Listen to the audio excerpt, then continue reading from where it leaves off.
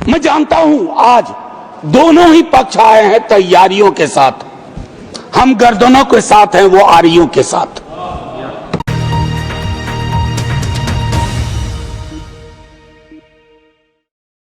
शुक्रिया माननीय vice chairman साहब। सुकून भी है, अच्छे माहौल में बातचीत हो रही है और आप वहां हैं तो आपके पास अग्निशामक यंत्र भी रहता है आग बुझाने के लिए, ये मैंने महसूस किया है। माननीय उपसभापति महोदय, इस विधेयक पर अपनी आपत्तियां और अपनी आलोचना माननीय मंत्री जी के समक्ष रखूंगा। बिल के मसौदे पे बिंदुवार आऊंगा, लेकिन उससे पहले मैं चंद बातें रखना चाहता हूं। वो ये है माननीय वाइस चेयरमैन साहब, क्योंकि किसी भी आर्टिकल को जब हम पढ़ते हैं संविधान की इस किताब में कि 14 क्या कहता है, 25 क्या कहता है, 26 क्या कहता है, उसकी इबारत पढ़ने से पूर्व कॉन्स्टिट्यूएंट असेंबली की डिबेट को देखना चाहिए कि उस आर्टिकल के बनने में किस तरह के विचार आए थे। संभवतः माननीय मंत्री जी अगर आर्टिकल 26 ABC की पूरी प्रस्तावना को, उस डिबेट को पढ़ते तो शायद उनका काम एक नॉन स्टैट्यूटरी बॉडी से भी चल जाता, बशर्ते इसके कि इस तरह की चीजें लाएं। आज के आपके समक्ष जब बोल रहा हूं, मेरे पार्टी के राष्ट्रीय अध्यक्ष एम्स में इलाजरत हैं, लेकिन वो गौर से देख रहे होंगे। कल उनके एक वीडियो को कट करके खूब चलाया गया। सर, पूरा संवाद तो देखिए, और अगर उन्हीं को चलाना है तो उनकी तो न्याय, सामाजिक सौहार्द के बारे में इसी पार्लियामेंट में बहुत सारी स्पीचेज हैं, उसको सुना जाए। बहरहाल सर, मैं क्यों कह रहा था आर्टिकल के बनने की बात, होता यूं है सर, यूनिफॉर्म सिविल कोड पे बहुत चर्चा हुई, आर्टिकल 44, लेकिन कहा कि देश का माहौल तकसीम के बाद, पार्टीशन के बाद, बंटवारे के बाद ट्रस्ट डेफिसिट था समुदायों के बीच में, तो उसको सेल्व किया गया, डायरेक्टिव प्रिंसिपल्स में रख दिया गया। जैसे संपत्ति के बंटवारे की बात, आय के असमान वितरण की बात भी डायरेक्टिव प्रिंसिपल्स में आई, 38(2) एंड 39 क्लॉज C। मैं जानता हूं आज दोनों ही पक्ष आए हैं तैयारियों के साथ। हम गर्दनों के साथ हैं, वो आरियों के साथ। मैं आपके माध्यम से माननीय वाइस चेयरमैन साहब, कोई बात तलखी में नहीं बोलूंगा। किसी को आरी लेकर सदन में प्रवेश करने की अनुमति नहीं है। बिल्कुल सर, आप जिंदाबाद रहें। सर एक चीज, देश का माहौल, और ये मैं गंभीरता, गर्दन लेकर आ सकते हैं, आरी लेकर नहीं आ सकते। सर, देश का माहौल कैसा है, इस पे एक नजर डाला जाए।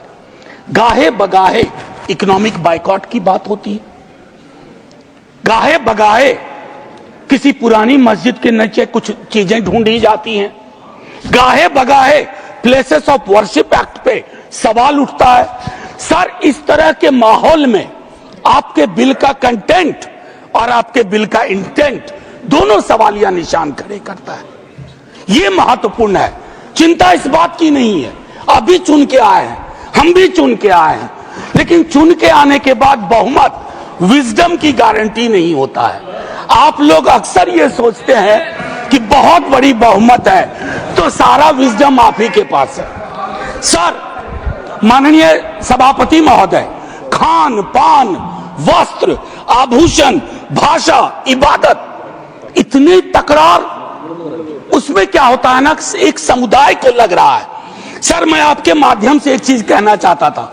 मेरी भतीजी ने मुझसे, मुंबई अभी गया था, पूछा काका मार्जिन क्या होता है, तो मैंने उसको बताया कि बचपने से हम लोगों को कॉपी में मार्जिन छोड़ने के लिए बताया जाता है, हाशिया। सर, हमें आदत बन गई है हाशिए पे लोगों को छोड़ने की। हम लगातार समुदायों को हाशिए पे छोड़ रहे हैं। माननीय उपसभापति महोदय, मैं ये कहूंगा, प्रेमचंद ने एक कहानी लिखी थी, ईदगाह, हमारे सारे साथियों ने पढ़ी होगी। ईदगाह में हामिद ने अपनी दादी अमीना के लिए चिमटा खरीदा। क्या हम में से कोई बता सकता है कि दुकानदार हरिंदर था या सोहाबुद्दीन था? कोई नहीं बता सकता। लेकिन आज क्या चल रहा है, हामिद खरीदेगा तो वहीं खरीदेगा, हरेंद्र खरीदेगा तो वो हरखू के पास जाएगा। सर ये चीजें, मतलब मैं तो ये कहूंगा कि कुछ चीजें एक दूसरे से ऐसे वाबस्ता होती हैं कि उन्हें अलग अलग देखने को जी नहीं चाहता, उन्हें अलग अलग। Please request you don't disturb him. मैं सिर्फ ये कहना चाहता हूं, कुछ चीजें एक दूसरे से ऐसे वाबस्ता होती हैं कि उन्हें अलग अलग देखने को जी नहीं चाहता। सर इस देश के हिंदुओं को मुसलमानों की आदत है, मुसलमानों को हिंदुओं की आदत है, और ईसाइयों को, सिखों को हिंदुओं और मुसलमानों की आदत है। ये आदतें मत बदलवाइए, ये आदतें मत बदलवाइए। सर एक लखनऊ के मशहूर शायर थे, आजादी के बाद पाकिस्तान चले गए, फिर नेहरू से दोस्ती थी, वापस आए तो लोगों ने पूछा क्यों आ गए? बोला यार बहुत मुसलमान थे यहाँ, लखनऊ का हूं, मिला जुला देखने की आदत थी। ये मैं बता रहा हूं, मैं बता रहा हूं सर कि ये चीजें महत्वपूर्ण है। आज सुबह से कई बार लाइटर वैन में कहा गया सौगात और तोहफा। माननीय उपसभापति महोदय, लोकतंत्र में सौगात और तोहफा नहीं हुआ करता। हम राजतंत्र में नहीं हैं, लोकतंत्र में एक एक पाई स्टेट एक्सचेकर की है, और एक एक पाई पे एक एक नागरिक का हक है, और उस नागरिक का भी है जो हाशिए पे है, और उस नागरिक का भी है जिसने जानवरों को बंद करके एक प्राइवेट जू खोल लिया है। ये हमें समझना होगा। माननीय उपसभापति महोदय, कल मैं माननीय गृह मंत्री जी को सुन रहा था। माननीय गृह मंत्री जी बहुत अच्छी तरह से जो वक्फ है उसका ओरिजिन बता रहे थे। मैं तैयारी का सोर्स हम लोगों का शायद कुछ तो समान है हमारे में। तो वक्फ जो है अरबिक का शब्द है, वक्फा से निकला, मान लिया, और इसका मतलब है कि रिलीजियस जो पवित्र कोई काम हो, दान हो, धार्मिक काम हो, उसमें इसका इस्तेमाल हो। और अलग अलग लोग इसका प्रोनाउंसिएशन अलग करते हैं, कोई वक्फ बोलता है, कोई वकफ बोलता है। ये अलग अलग धाराएं हैं इस देश की।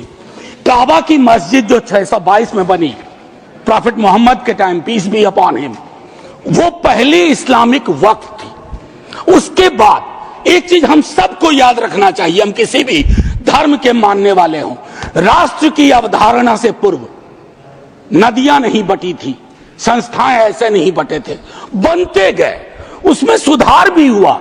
आप पहली बार सुधार नहीं कर रहे हैं, इसमें सुधार आगे भी होगा। मैंने कहा ना कि दिक्कत होती है कि जब आपका इंटेंट और आपका कंटेंट दोनों मैच करता है तो डर लगता है, क्योंकि उस समुदाय के बारे में सर मैं एक बात जरूर कहूंगा। इस बिल को, चूंकि बिल के कुछ बिंदुओं पे आऊं उससे पहले, बाबा साहब भीमराव अंबेडकर को इन्वोक किया गया है, और मैं चाहूंगा बाबा साहब भीमराव अंबेडकर, उन्होंने एक लाइन कही थी, उसको बार बार पढ़िए, democracy is incompatible in inconsistent with isolation and excluding minority communities. You have to look at honourable minister from the angle of isolation and exclusion, और ये दोनों चीजें बहुतायत में हैं और अलग अलग जगहों पे हैं। सर जमीन के साथ किसी व्यक्ति और किसी कौम का क्या रिश्ता होता है, इसको भी समझने की जरूरत है। सच कहूं तो कई बार एहसास ये भी होता है कि with this bill is it a legal cover for bulldozer? That scares me as a citizen of this country. कमाल की बात है, मुसलमान शहरों में रहे घेट्टो, गांव में गया घुसपैठिया, और उनकी संस्थाएं, उनके बारे में जिक्र हो, कहा कि उसमें तो ओपेक नहीं है, सस्पेक्ट है। कॉन्स्पिरेसी के टोन में बात होती है, कॉन्स्पिरेसी के टोन में। सर ये उचित नहीं है। आज ही आप ही के सदस्य कहते हैं राधा मोहन जी कि 20 करोड़ मुसलमान। सर अगर एक घर में एक सदस्य मुसलमान है, क्या आप उसको एलिनेट होने दीजिएगा या उसको जोड़ के रखिएगा? उसकी शिकायतों को और उनसे जो शिकायतें हैं वो कैसे दूर होंगी? बैठ करके दूर होंगी। किसी को डॉग विसिल पॉलिटिक्स का उपकरण बना करके अगर आप अलग करना चाहोगे तो वो उचित नहीं है। माननीय उपसभापति महोदय, आपने कहा, मेरे कई सदस्यों ने कहा, नॉन मुस्लिम्स को मैं तो बड़ा तारीफ करूंगा, खड़ा हो जाऊंगा पक्ष में। अगर इतना सेक्युलर मिजाज इस देश का कर दीजिए कि हर धर्म के संस्थाओं में दूसरे धर्म के लोग हों, इस्लामिक कम्युनिटी में डालिए तो हिंदू में डालिए, सिखों में डालिए, क्रिश्चियंस में डालिए, तब न बात होगी। या सिर्फ तय कर लिया कि सारे प्रयोग या सारा संयोग मुसलमानों को लेकर के होगा, यह उचित नहीं है माननीय उपसभापति महोदय। इसमें क्या है, मैं दूसरी चीज कहूंगा कि संपत्ति वक्फ की है अतिक्रमण के पंजीकरण के संदर्भ में। मेरे संजय जी कह चुके हैं, आपकी खुद की एफिडेविट है कि कितना डिजिटलाइज हो गया है, कितना इंक्रोचमेंट हुआ। एक छोटी सी बात कहूंगा कि एक बहुत बेहतर चीज आपने कही थी और मैंने नोट किया था सर, एक कायदे से, सॉरी, नहीं ढूंढने में जो समय लगेगा, नहीं सर, नहीं मिल गया सर, वो एक्चुअली एक मिनट सुनो सही सर, सुनो, ढूंढने में जो समय लगेगा उतना अतिरिक्त समय आपको मिलेगा। Thank you sir. इन्होंने कहा, अब देखिए कि 30 बरस में, प्लीज जयराम जी, 30 बरस में सिर्फ 8, सर मैं इस बोनहोमी को तो धन्यवाद कहता हूं, लेकिन इससे मुझ जैसे सदस्य को थोड़ी दिक्कत होती है अपनी बात रखने में। बाकी अपने प्यार के लिए बहुत जगह है इजहार के लिए। मैं सिर्फ ये कह रहा हूं 30 बरस में सिर्फ 8 केसेस आए। क्या कर रहे हैं हम सर? अब वक्फ बाय यूजर, ये बहुत इंटरेस्टिंग चीज है। किसी भी समुदाय की एक स्मृति होती है। माननीय सभापति महोदय, आप मुझे देखिए, मैं भी आप ही को देखूंगा। किसी भी समुदाय की एक स्मृति होती है। कोई मस्जिद कब से यूज में है, कागजात ढूंढोगे। मैं अभी अपने बिहार का अनुभव बताता हूं। हम बहुत छोटी जोत के किसान परिवार से आते थे दादा के टाइम से। सर अभी वहां सर्वे हो रहा है, कागज हमें अपने घर में नहीं मिल रहा है सर, ये और सर्वे ही बंद कर दिया बिहार की सरकार ने। तो मैं ये कह रहा हूं कि पूरे समुदाय को कटघरे में खड़ा करने के लिए आप यूं ही एक आम अदना मुसलमान शहरी, अदरवाइज वो परेशान है। पुरानी संपत्ति है, लैक ऑफ टेक्निकल एक्सपर्टीज नहीं है, कहां से लाए, सब विवाद में आ जाएंगे। लिटिगेशन का एक पहाड़ खड़ा हो जाएगा हमारे समक्ष। और हां, आप डीएम को बहुत काम पकड़ाते हो। बेचारा डीएम लोकल लेवल पे हम कहते हैं ट्रैक्टर बन के रह गया है। जितनी आपकी योजनाएं हैं, जयंत भाई की विभाग की योजनाएं हो, किसी की डीएम नोडल ऑफिसर, और हम ये मान के भी चलते हैं कि डीएम है तो ज्ञान का सारा भंडार उसके पास है।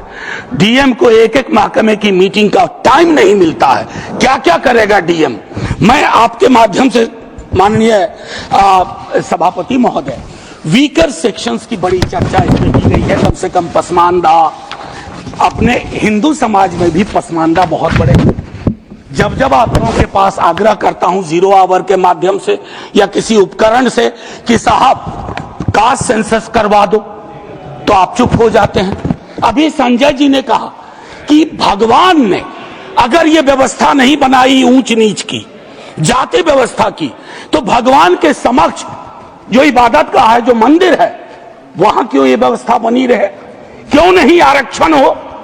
क्यों नहीं हम सुनिश्चित करें कि पूजा पद्धति किसी एक जाति विशेष के हाथ में ना हो, हर कोई उसमें भागीदारी कर सके। सर तब तो जो राष्ट्र की संकल्पना थी हमारी, हम उसको साकार कर पाएंगे। अब देखिए कंसल्टेशन, रिजिजू जी बहुत इनोसेंट चरित्र के हैं, बहुत इनोसेंट चेहरा भी है। कंसल्टेशन के इतने आंकड़े बता दिए। अब भूपेंद्र जी आप उठते हैं, लगता है पॉइंट ऑफ ऑर्डर ले लीजिएगा। हाँ sir, consultation, there is absolute lack of consultation. Consultation is not about we called so many meetings. Consultation is about did you listen to them? सुना या सुना दिया? आप सुनते नहीं हो, सुनाते हो। इसको संवाद नहीं कहते हैं, संवाद का मतलब होता है दोनों चीजें। और एक चीज मैं कहूंगा और वही खत्म करूंगा, संस्थागत गैर मौजूदगी मुस्लिम्स की आप इंश्योर कर रहे हैं। मैं आज इतिहास के इस कालखंड में हूं, माननीय लीडर ऑफ द हाउस है, हमारे साथी है यहाँ, 2 मिनट के बाद मेरी कही गई बात भी हिस्ट्री हो जाएगी, इतिहास बन जाएगा। लेकिन मैं आपसे आग्रह करता हूं मंत्री जी, don't hurry up, don't hurry up. इस देश के मुसलमान का इस मिट्टी पे कर्ज है और इस मिट्टी का मुसलमान पे कर्ज है। इस कर्ज के रिश्ते को व्यापारी की नजर से मत देखिए, तिजारत की नजर से मत देखिए, क्योंकि अगर वो नजर आपकी नजर में बदलाव नहीं आएगा तो माननीय उपसभापति महोदय, सब कुछ हमारा बिखर के रह जाएगा। आखिरी 1 मिनट लूंगा। मैं सोच के आया था कि क्या कहूं, और मैंने ईदगाह का जिक्र इसलिए किया। एक नूर मियां की सुरमा का भी कर सकता था, विद्रोही जी ने लिखा, उससे पहले केदारनाथ सिंह ने लिखा। लेकिन मैं अदम कोंडवी, गोंडा जिला, उत्तर प्रदेश का आभार करते हुए मैं 2 लाइन पढ़ करके अपनी बात खत्म करूंगा। हिंदू या मुसलमान के एहसासात को मत छेड़िए, अपनी कुर्सी के लिए इस जज्बात को मत छेड़िए। हम में कोई हुण, कोई शक, कोई मंगोल, पता करना बड़ा मुश्किल है कौन कहां से। हम में से कोई हुण, कोई शक, कोई मंगोल दफन है जो बात, अब उस बात को मत छेड़िए। गलतियां बाबर की थी, जुम्मन का घर फिर क्यों जले। ऐसे नाजुक वक्त में हालात को मत छेड़िए। है कहां हिटलर, हलाकू जार या चंगेज खां, मिट गए सब, कौम की औकात को मत छेड़िए। छेड़िए एक जंग, छेड़िए एक जंग, मिलजुल कर गरीबी के खिलाफ। दोस्त मेरे मजहबी नगमात को मत छेड़िए। हाथ जोड़ करके, तो हाथ जोड़ के कहता हूं सर, इसको फिर से कंसल्टेशन के लिए भेजिए और एग्जीक्यूटिव के डिसीजन को कमतर करिए, एग्जीक्यूटिव के डिसीजन को, इन्फ्लुएंस को कमतर करिए। और पूरी दुनिया नॉमिनेटेड से इलेक्टेड पे जा रही है, आप इलेक्टेड से नॉमिनेटेड पे जा रहे हो। नॉमिनेटेड लोग बड़े खतरनाक होते हैं, ध्यान रखना सर। जय हिंद सर। धन्यवाद मनोज जी।